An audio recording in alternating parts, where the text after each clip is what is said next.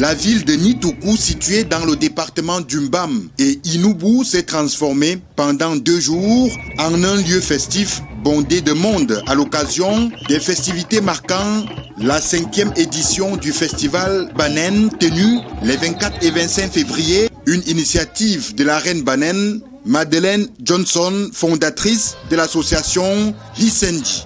C'est un sentiment de fierté. Et rendu à cet instant, c'est un sentiment de reconnaissance.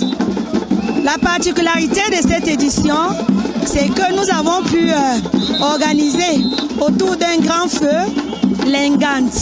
C'est-à-dire on a pu danser autour du grand feu comme à l'époque et en racontant des fables et des contes. Exposition des mets locaux, valorisation de la langue du peuple Banen, présentation de la pharmacopée issue des forêts de Ndikinmeki, Nitoukou et Yingi. Nous avons le mukono qu'on appelle vulgairement le mukono, le mets de pistache. Le mets de petits pois qu'on appelle le mukono matobo, nos légumes tels que les sokos, il y a toute une panoplie. Il faut le dire, cette fête a mobilisé des partenaires tels que Memi Acer qui valorise la beauté Banen. La belle fille Banen, c'est celle qui est bien évidemment physiquement belle, mais aussi qui a le moral intellectuel, qui sait cultiver les champs, qui sait préparer les bons mets.